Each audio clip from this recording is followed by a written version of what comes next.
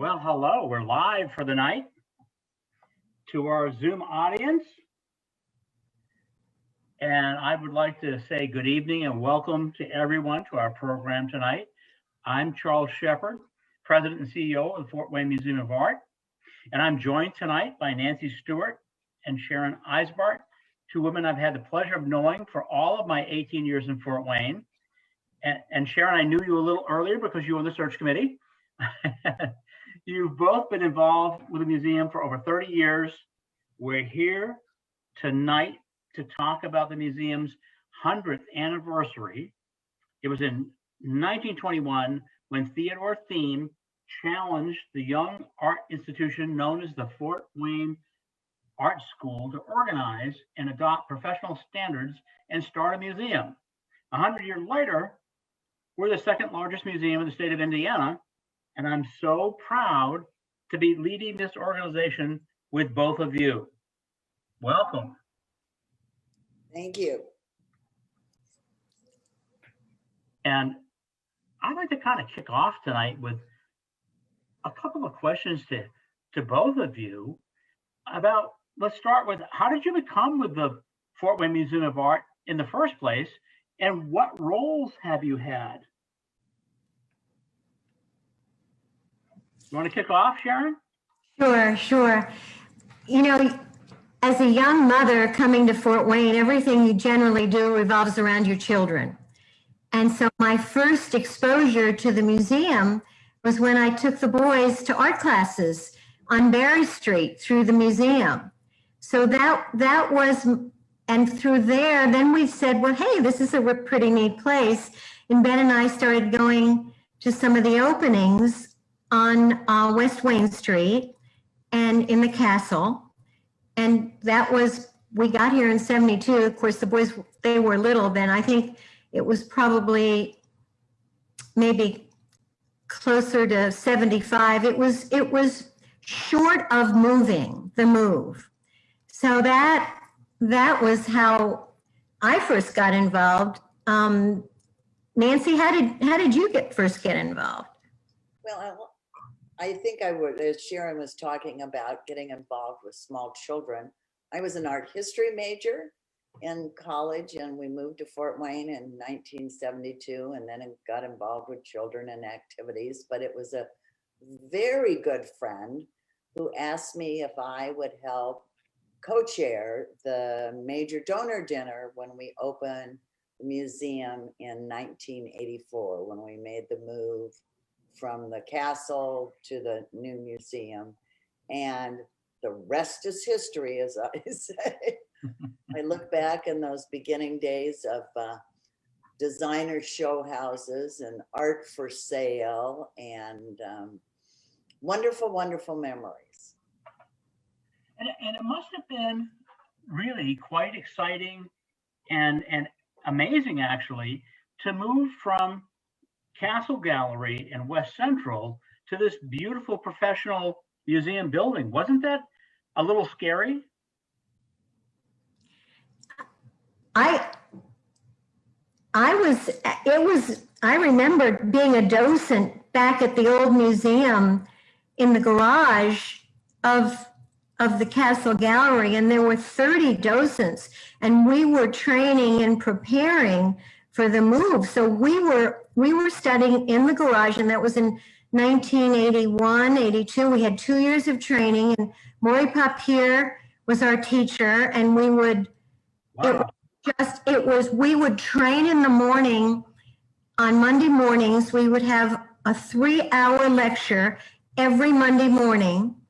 And then in preparation for at least a half a day to a day of docenting once we moved to the museum. So, I mean, there was huge preparations going on for the move. And you know, yeah, we were going to a palace from where we were. I don't even think we ever, at that point, I'm not even sure in 81 or 82 if we were giving tours at the old museum at that point. But I mean, that was my frame of reference in terms of the move, because that was actually my initial involvement as an adult with the museum. But in terms of the move, Nancy can probably talk more on that.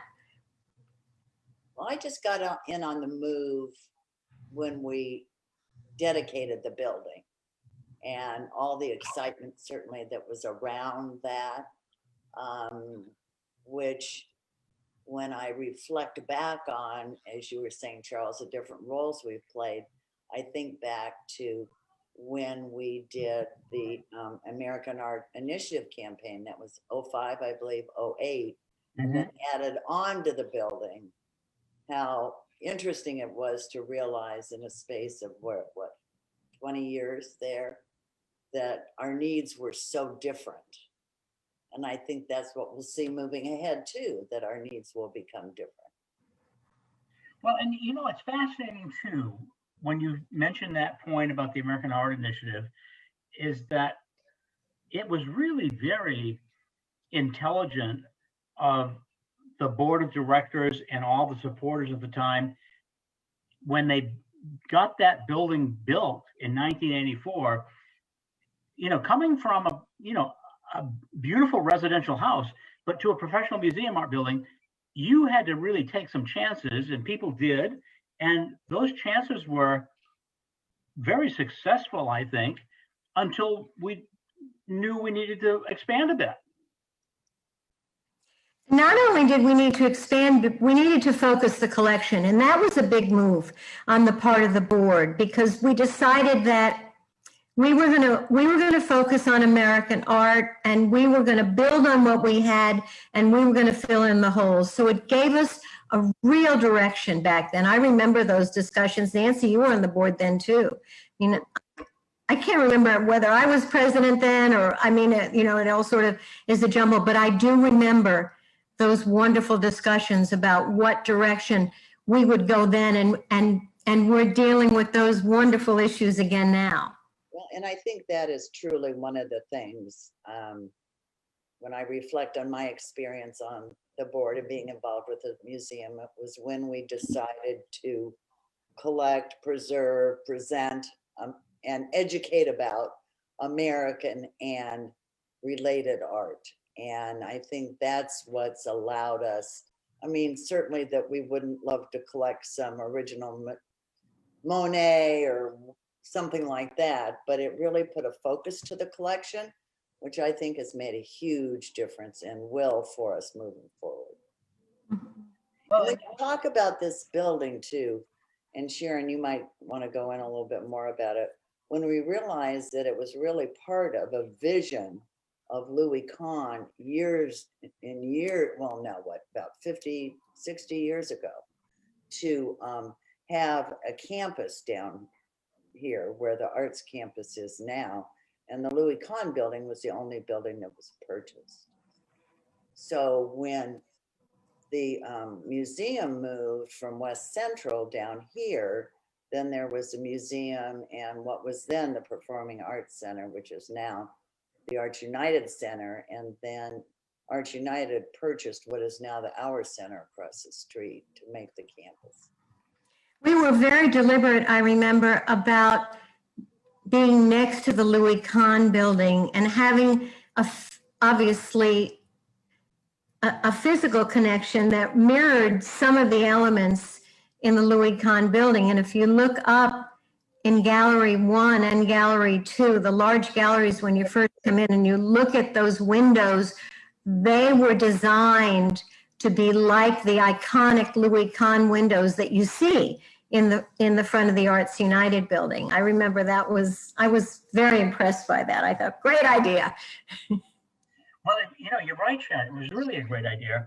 And I never met Walter Netsch, our architect, but I'm sure he was in terrible fright by having to build a building next to a Louis Kahn building, who was indeed so famous, and it had to look good next to it, but it had to also be unique to Walter. And so my hat's off to him for such a good job. I really enjoyed the exhibit that we did about the building of the Arts United Center, and all of the photographs and drawings and talks that we had around that. And I think we should resurrect that at some point too. That was a fabulous exhibit. Well, and well deserved too by Arts United and that whole group, because it was a thrilling story that had not been told in our time, and here it was. So it sort of fit perfectly as they launched, the things they're trying to accomplish now, and as we look forward to our future. And speaking of our future, I've got to ask, what kinds of things are you most excited about in celebrating our 100th? And then I'm going to ask you about our future. So what excites you most about the 100th? And I know you know some stories. Oh, we might have to tell some funny stories too. But I think in celebrating the 100th, the fact that it's the 100th is just amazing.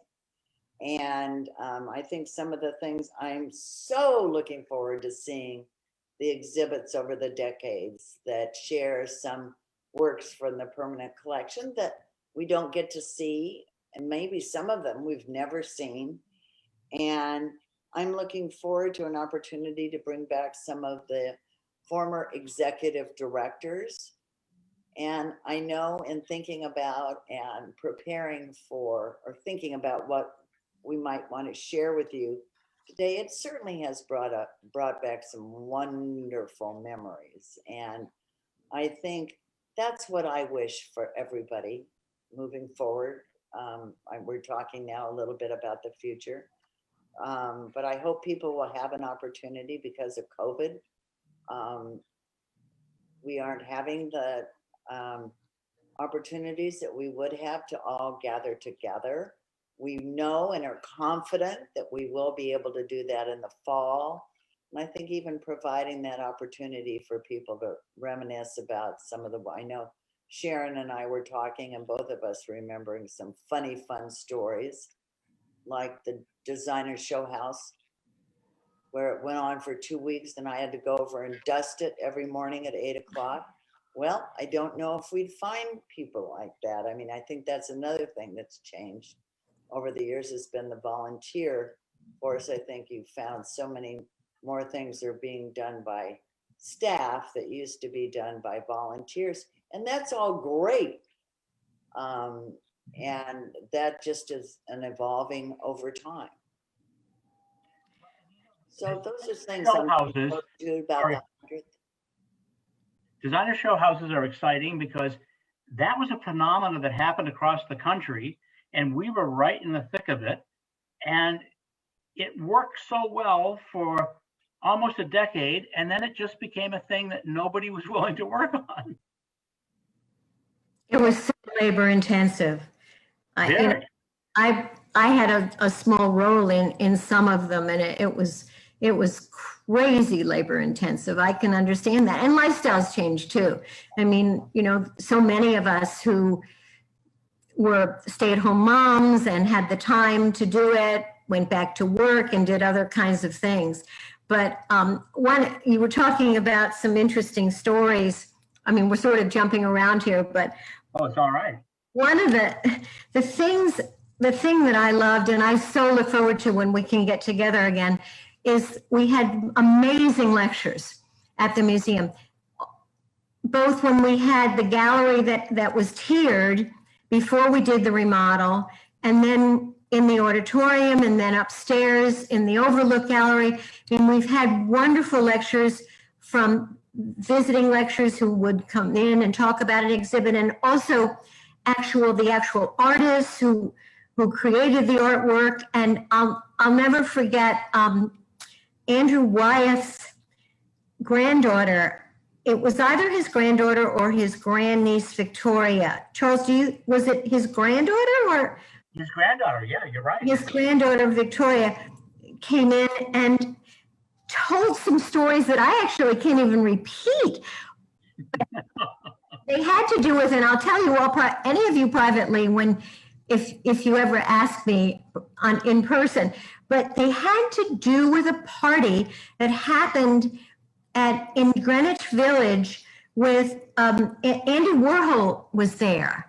And it was just a fabulous story. And you got to know these people intimately, and they just told you things you would never have an opportunity to read about in a book you'd find in the Paradigm Gallery. Those stories weren't in there. And it just fleshed out the artists and their lives and their families and the exhibit and made it so personal. And I know so many of us miss those lectures so much. And of course we miss being together, but I so look forward to seeing everybody again and having those opportunities. And that was all part and parcel of what these last many years have brought to us and what I look forward to also in the future. And we've been blessed, I think, with so many different artists of real stature who just love coming here to talk to us. And I'm ever thankful for that. They always tell us they have a good time. I will point out that since we have a ballpark, many of them have told me they like going to the ballpark as well, which is really sweet. I look forward to that as well. I mean, I love hearing people on Zoom, but I miss them in person. So here comes our slideshow, by the way. And we've got some great pictures here. These are pictures, I believe, of our building that we're in right now being built in 1983 to open in 1984. Any thoughts or memories of this? I just remember it going up. It's impressive. Yeah. Wow. And you both will remember that when we added on to the building 10 years ago, we found that there was a lot of cement from the foundations of the warehouses that were in the ground when they flattened this ground and put our new building up. Well, weren't there refrigerators and things under there too? Oh, yes, Nancy, tons of things. Big concrete barriers, refrigerators. I mean, every day was a new surprise in the dirt. I know. Oh, hey, Sharon, there you are. There, I know that's hairstyle number one here in this slideshow. That was when I was a docent, and there are a couple of slides I think in here with the docent group. And again, we were 30 to 40 strong. We had a huge contingent of docents, and in addition to learning so much and enjoying being with the children and teaching the children and taking them through the museum, we made so many wonderful friends and so many relationships that have lasted forever. That's so beautiful. And here's an interesting thing too. This is a very serious group. Now, across the country in the last 10 years or so, it's been hard to get docents. It's not the same as it used to be, but what an impressive group you were. Really was. And it was a huge commitment too. When you think about it, we were giving 2 days a week to it, but you get more than you give. It was so much fun, and we learned so much. And it was such a smart group of women. And we had some men too. We had a couple of men, and over the years we had a number of education directors who were men as well as women.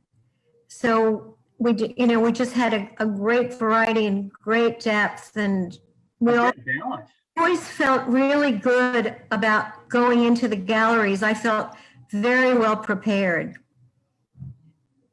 And stylistically, you were fresh from New York, I can tell in that photo. Oh, absolutely. Oh, there you go. Perfect. Yeah, let's do the next slide. Oh, this is a very important show for us. Alma Thomas, a retrospective. Do you know that I was researching this?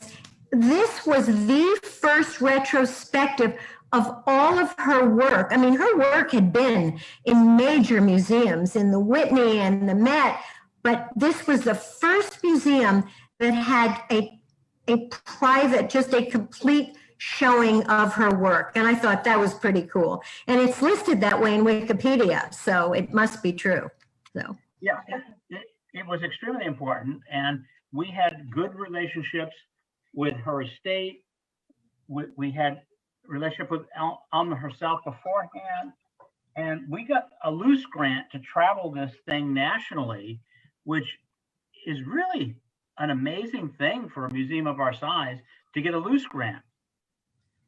And Alma was the first African-American woman abstractionist who really hit the big time. The work is astounding. We still get requests to loan it to other institutions, and it was a beautifully installed show. Prior to my time by, I guess, 5 years, but I heard about it in Connecticut. When you're trying to bring something like that back. And Nancy, was there a big dinner for this show? Big opening? Not that I remember. But we did have big openings. oh yeah, we're gonna come to one in the minute. I just don't. The Chihuly show, yeah. I remember seeing the exhibit. I do not remember the activities around it. Nor do I. Let's slide to the next slide. Georgia O'Keeffe, that was a huge show. Now, we were talking about lectures a minute or two ago, and here's what I remember about the Georgia O'Keeffe lecture is that the show was brilliant, the person lecturing was brilliant, and yet nobody could understand the lecture. It was very deep. And you know who told me that is Ben.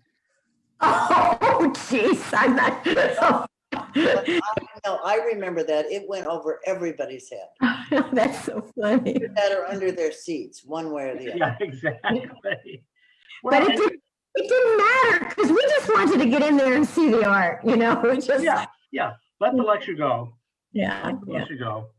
Yeah, it was a great show. It was an important show, and this predates me by about 7 months actually. I was just coming out to interview with you all at the Summit Club at the Tapas Bar. And that first evening I was in town, several people that weren't on the search committee attended anyway. And we had a spirited talk about why closing Harrison Street was wrong. And I thought, I love these people. I enjoy the fact that we're fighting about Harrison Street, which I don't even know what it is. And this show preceded me, Dale Chihuly, which made me jealous as all get out. Well, isn't this a show where Chihuly was here and gave a talk? Yes. He was also performing for the omnibus. Was he an omnibus at the university too? Right.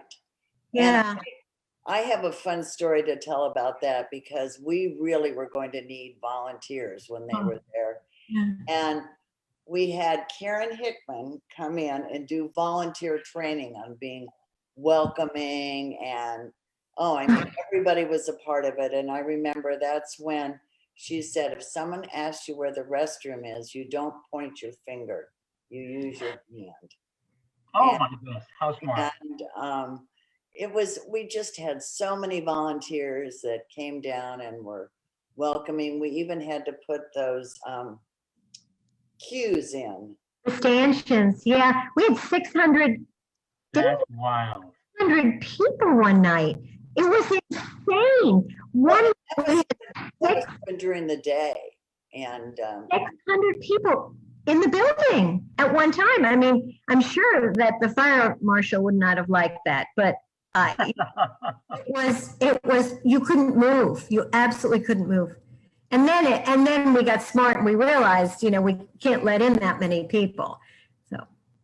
Aren't I seeing Mick Parrott in the background here? Yeah. Yeah. And Dale is as handsome as always. Absolutely. Indeed. Oh, and here's a great photo of when we had to move Helmholtz to Fryman Park when the Arts United redid their plaza. Now, this is just as I was arriving. I see Jeff Gebhardt there with Dave, the architect, and I think Tom Kane had a hand in changing the location. And I was on the committee, but I was so new I couldn't say anything because I didn't know anything. That was prior to Helmholtz getting kissed by the truck, right? Way before. Yeah. He was moving it over closer to the fountain so that they could have the big patio out in front of the Arts United Center and tent it for major occasions. That's when we did a campaign to, we called it Arts United Center Plaza. That's right. You were on that committee. I was on that committee to do that. And we were so excited about being able to have tents out there and activities, and we have. There have been lots of activities that have happened on that plaza. And I think it was a wise move. Wonderful lights that are in the ground when they're working. Yeah. It used to have Helmholtz and a bunch of trees that were out there. Oh, that's right, the trees. I remember some controversy about the trees. Exactly. There were controversies. So there have been lots of controversies over some of our metal sculptures. I remember Crossings by David Black, I think, which used to be right in front of the museum. And it's not, where is it, on the side now, Crossings? The way on the right-hand side. Yeah. When we first put it in, somebody put a sign in front of it that had the Omnisource Scrapyard logo on it. Oh my goodness. Apparently it was a critic. It was a critic who wasn't too happy about it. So, but fortunately, it stayed. Everybody is entitled to their opinion. But there's a great story about the Helmholtz sculpture after it got hit by the truck, and we had to repair it, and the insurance money to repair it, tell me if I'm getting this wrong, Charles, came to the artist, and he gave us the money back, didn't he, Charles? He did. He was so super and so sweet. He wanted I called him on the phone the morning after we knew it got hit, and his very first question, this is to Suvero, his very first question is the young man okay? And I thought, that's a nice thing to ask. And of course, the young man was okay. He was pretty inebriated, and he got out of the truck and walked behind the building and fell asleep. And he told the officers he was out for a walk. And I told Mark that, and he thought that was a good story. And we put everything on a truck. We took it all apart. We put it on a truck, and we took it out to his shop at Petaluma, California, and they fixed everything up. And the check came to him, was approved to pay for fixing it up. And he said, "Oh, just keep the money. I don't need the money. I want the sculpture to work." And so he donated the money to us, and we used it in education projects and purchasing art, including art by some of the people he loved, which would be David Black.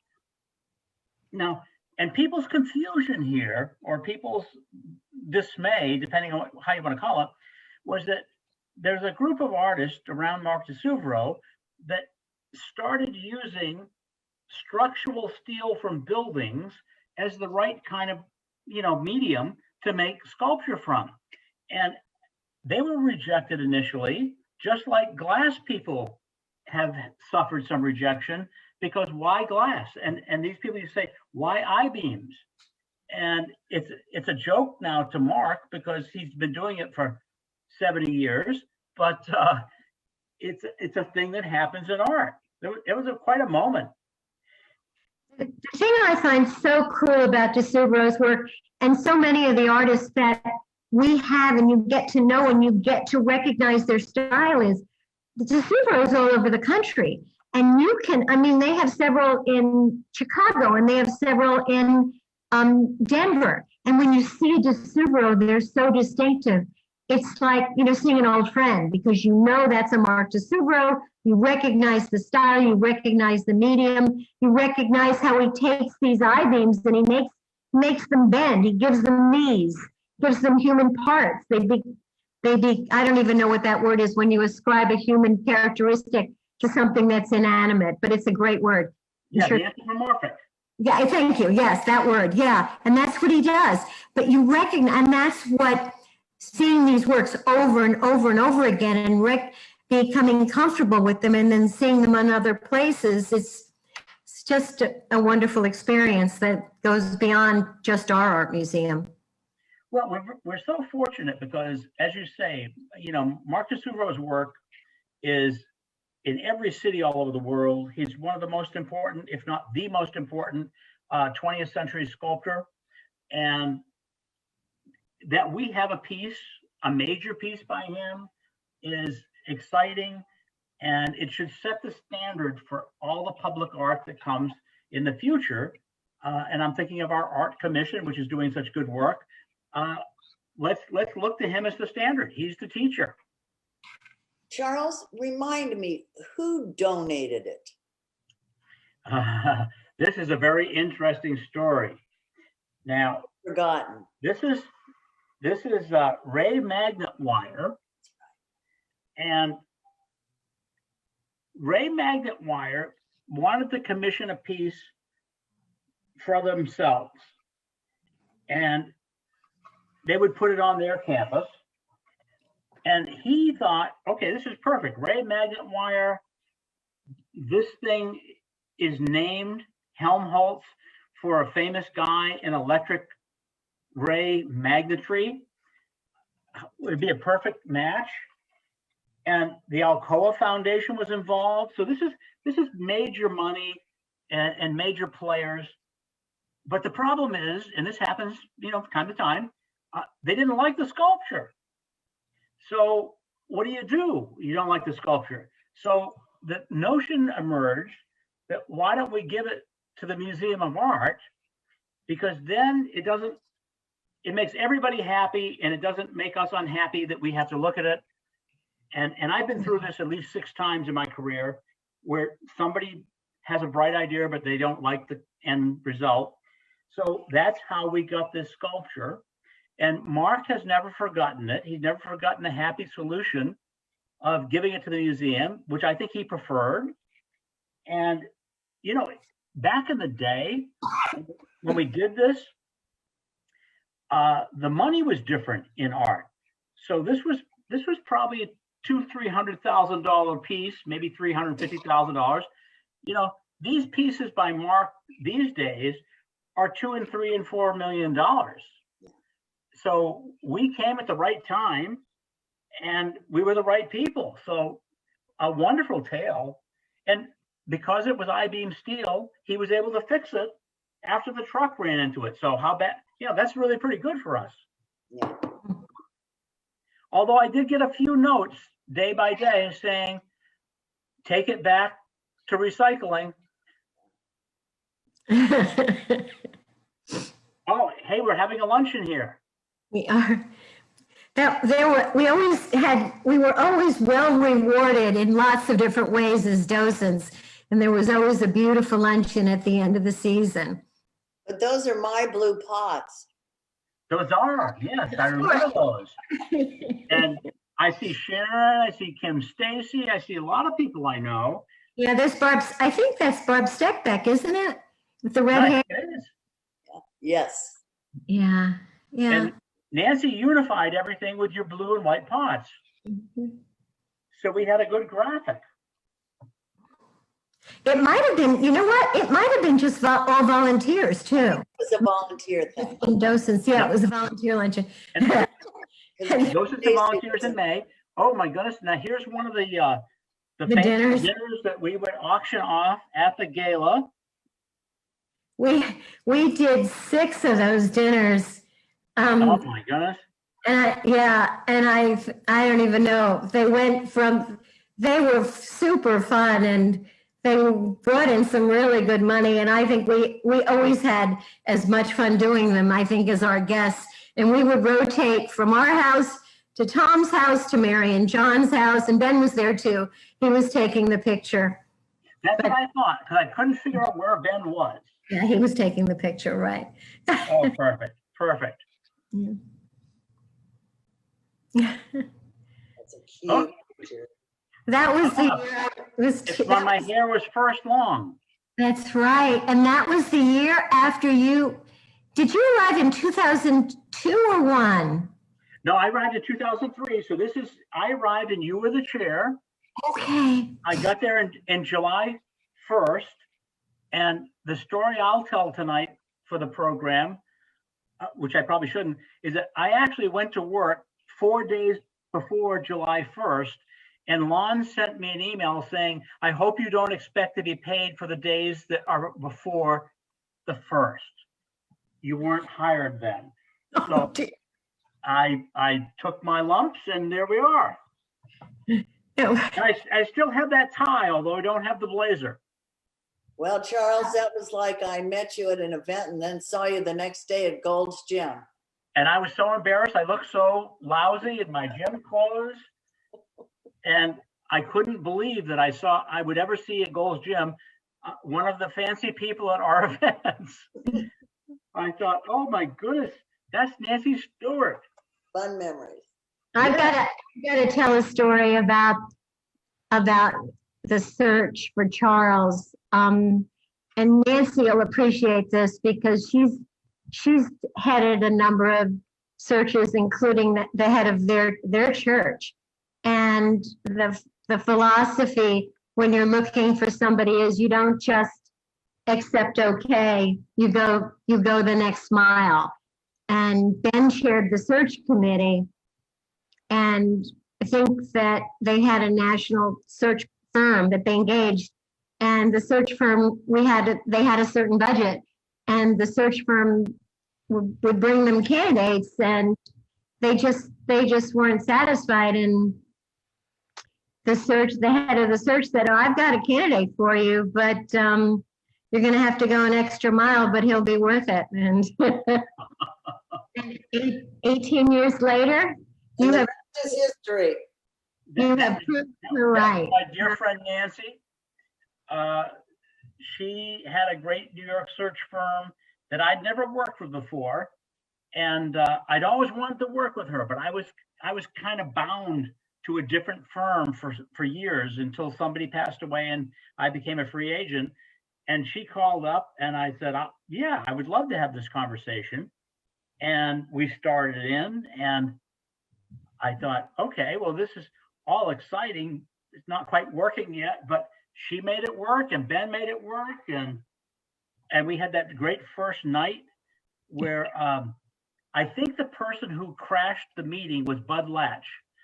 And Bud did not want to ask any museum questions. And I think that everybody kept swatting his arm saying, Bud, there's a point to this night. And he said, yes, Harrison Street.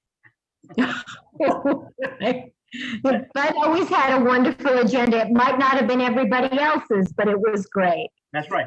And I think the one that hit him the most was Betty Fishman. And she said, Bud, stop talking about this stuff. Yeah, and I right. thought he reminded me of my grandfather, and I just loved the guy. Yeah. We all did. Wonderful. We all did. We loved, yeah. Oh, here's a different moment. I had to cut my hair, I think, for this moment. Wow, look at you. Yeah. This could be coming back, you know. Now, this may have been when I became president. Yeah, that might have been. John had preceded me as president. Yeah. Yeah, I bet that was the time then. Yeah, yeah. And I didn't actually have demon eyes. I just had my glasses on, reflecting. Oh, and here's Leonard was president when we renovated the building. And Nancy, you're right up there. Oh, Mhm. and I see Madeleine, and I see June. Judy Yep. Persley is. Yeah, And, right. yeah, Judy Persley. And Tom Elia.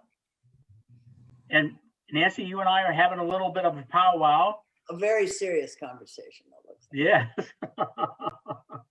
Way too serious. And there you are powwowing again with one of our youngest. Is that a grandchild, Nancy? No. No. That was the American Art Initiative. It was Oh. 08. Yeah, that's right. That's right. And there's June again in her plaid blazer and her beautiful yellow slacks. Yeah. And there's Flag Master- up there. We haven't done that in a long time, have we? No, I can't wait to get back to those moments. Yeah. Oh, and here's these hard hat Hannah family people that we were Yeah. talking about. There we are. Wow. Everything being torn up. There you are. There's the committee. Yep, right. And some great shots here. Gala.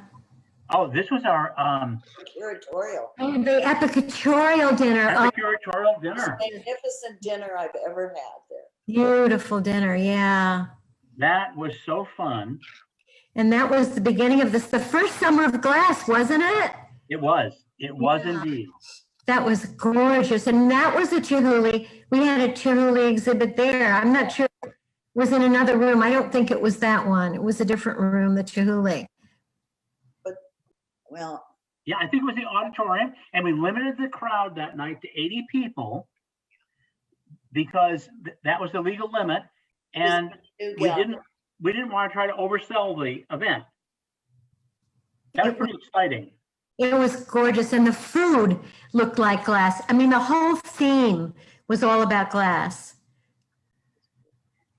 And we didn't realize at that point in time that this was going to take off in such a way for us. This Chihuly show was borrowed from the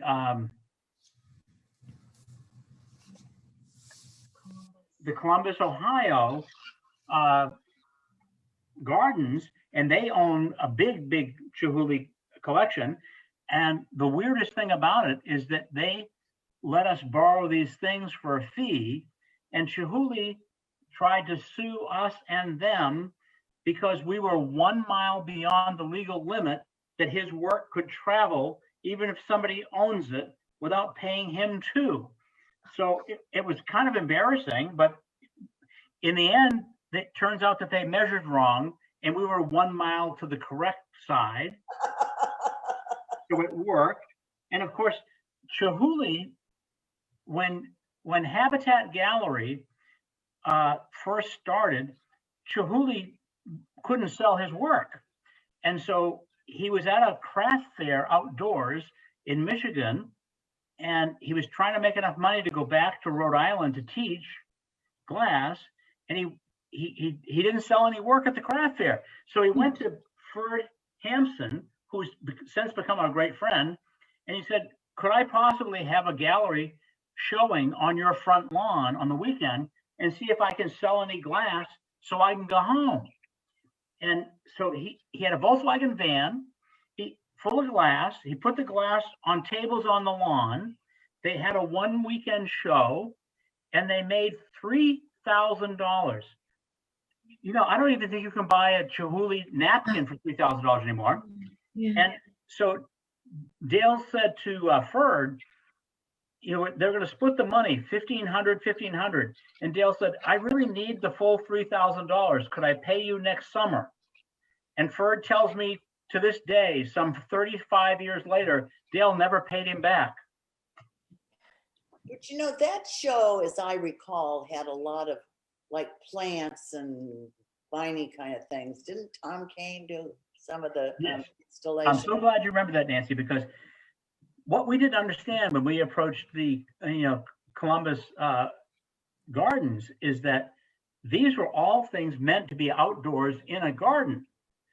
And when we brought them indoors, we weren't sure what to do. So we called it the secret garden. And I got Tom Kane to design the secret garden, which he did a beautiful job of. I hope he's on here tonight listening, because Tom really knocked it out of the park. It was gorgeous. It was gorgeous. Nobody had ever seen Dale's outdoor pieces in an indoor setting. And a second show that summer was of Dale's students. And then we had the international winners from the competition at Habitat, you know, a month or so earlier. It was a brilliant kickoff to the Summer of Glass.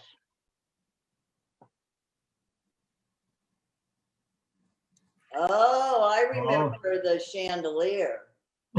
Chandelier. I remember Charles calling me. This was, I believe I was chair of the board at that time, and he was so excited because he was all ready to push buy on this Chihuly, and I think we maybe consulted with a couple of other people and said, go for it and do it. And it all happened in a very short period of time. it was a very short period of time. You're right, Nancy.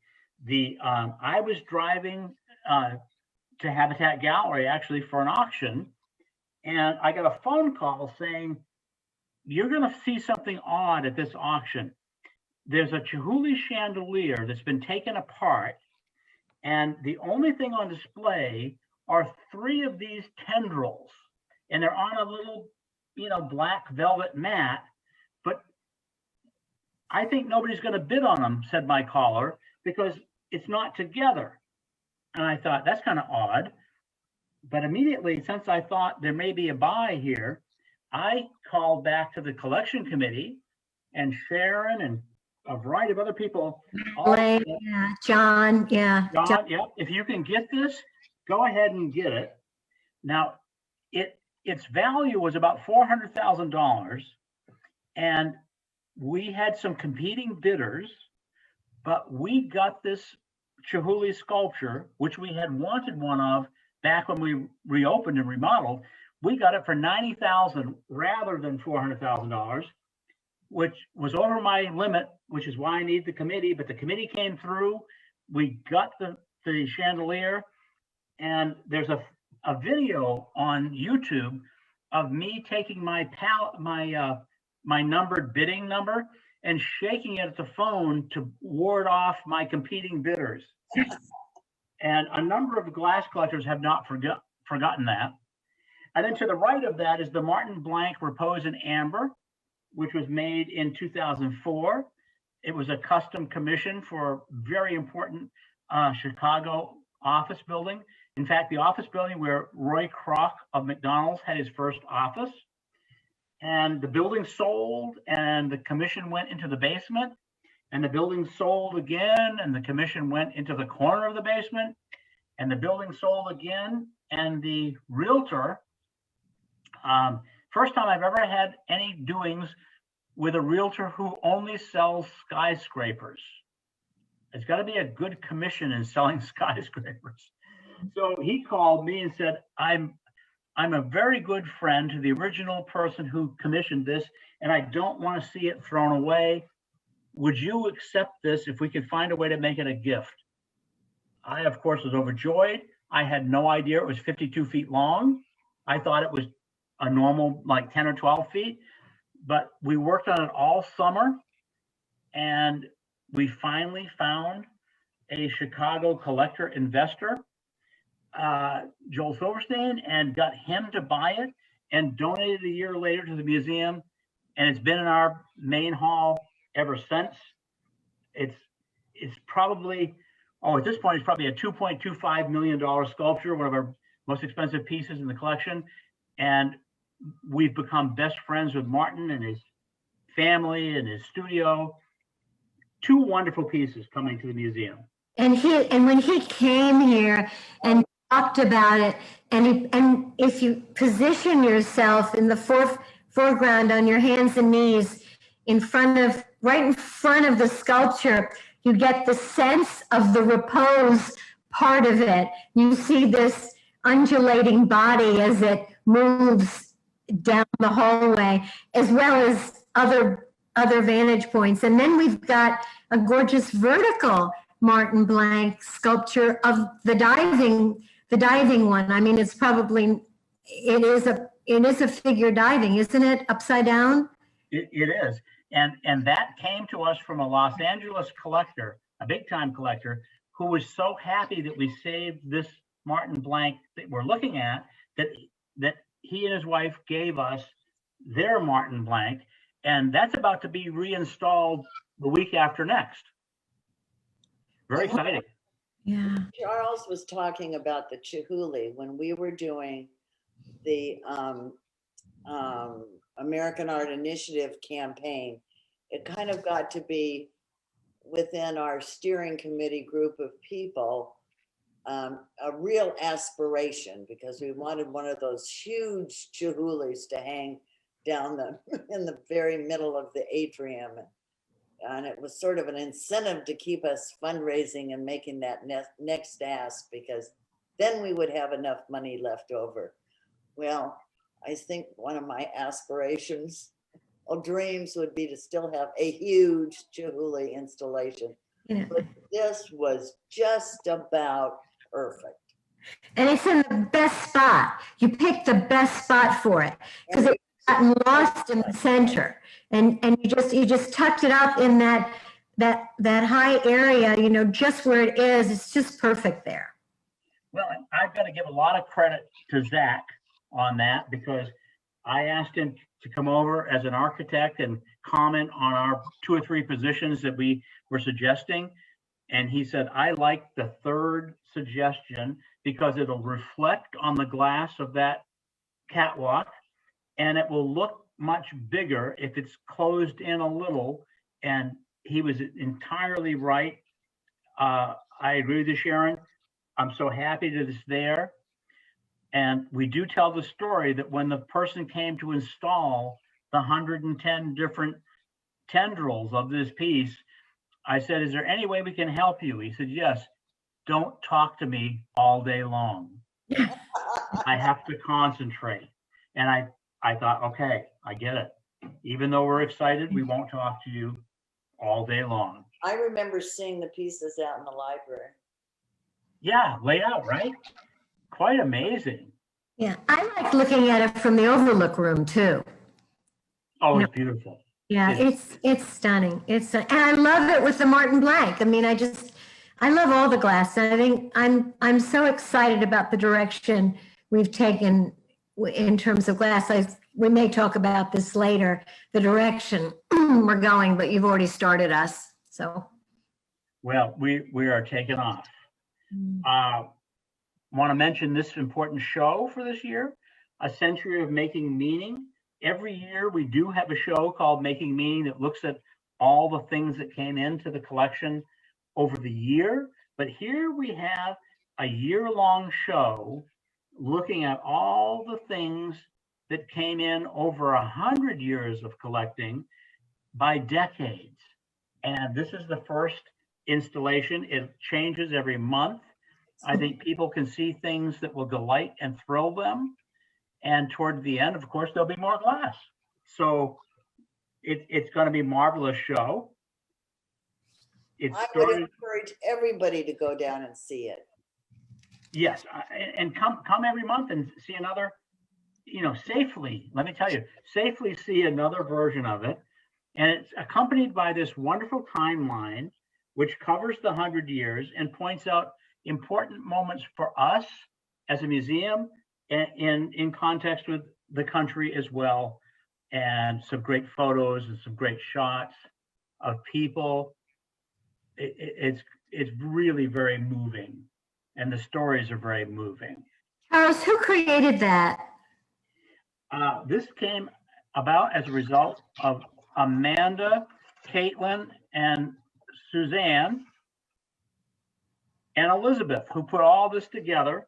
Took 4 people to work on this and make it coherent. And Elizabeth, of course, does, you know, all our adult education programs and labels. And Amanda and Caitlin come from the marketing side and Suzanne comes from the research side. So they all got together as a great band of 4 people and made this happen. I think it's beautiful. Fabulous. It is beautiful. And now before we close tonight, I want to try to ask you one more question each. What are you excited about seeing happen at the museum in the future? I'll start. I think I would like to say, I think part of the reason that we are where we are today is because we have had strong leadership and very passionate people that have been involved with it, with the museum.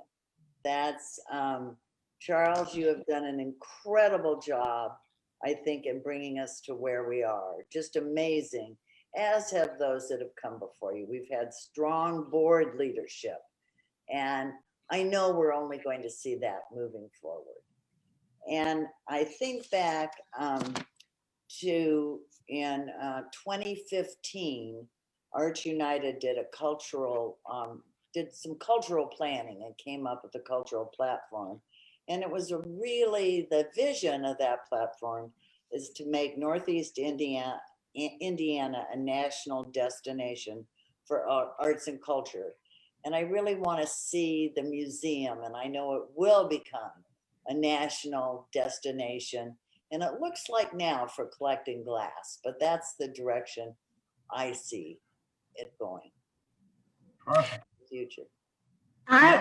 I think that the secret to our success, in addition to the lay and professional leadership we've had, and it's because of that wonderful leadership, and due in large part in my recent memory, Charles, to you and your vision and your ability to make what I, early on when we didn't have a lot of resources, stone soup, you would make exhibits out of nothing. I mean, of course, we had a good basis to build on, but you would create these gorgeous exhibits, and I couldn't even imagine where they came from. And they came from what we had and what you borrowed and what you had loaned to us. And but I think that the secret of our success has been because of our ability to adapt and learn from what we've done and where we can go forward. I mean, we have learned that not only do we have artists around the country and around the world that we want to bring to our museum, but we want to support our local and regional artists, and we do that so well through local exhibits and through our Paradigm Gallery. And we've been respectful of them in the past 18 years in ways we really haven't given them a format the way we have locally. I think that's wonderful. And I think we've also been respectful of the variety and the diversity. I mean, if community and doing exhibits that have artists from all walks of life and all ethnicities. Our Day of the Dead exhibit has grown and is so popular. We have so many artists of color. We have women artists. I mean, we have really been sensitive to those kinds of issues. And we've been ahead of our time, I really think. And I think, Charles, you were to be congratulated, and the staff, for seeing that. I mean, you know, just being this soothsayer, really. So I think we just need to keep doing what we're doing. We're doing it well. We're well received. I think, you know, for anybody who's tuned in knows that, because you wouldn't be listening to us and hanging in there for this hour if you didn't love this museum. So for those of you who are still on board, thank you. So it's been fun talking to you. I hope you've enjoyed listening to us. It's been fun to be with the audience tonight. It's been fun to be with you both tonight. And I know that we have all talked since my very first year that we're going to make this museum for everybody in the community. That's our one word, everyone. And we have made it that. We continue to make it that. We believe in that. And I love what you said about the stone soup, Sharon, because, you know, that's kind of the way it is. As a boy from a small town in Maine, all I had was stone soup, and it's the thing to stick by. because you can make a lot of things happen. I want to thank you both for coming on the program tonight and being with our audience. I thank our audience for being with us. And I wish you all a snow-free evening and perhaps a little warm weather tomorrow. Oh, good. We'll see what happens. But Okay. that's my wish. Great. Okay. All right. Well, good night, all. Good Good night. night. Good night. Thank you.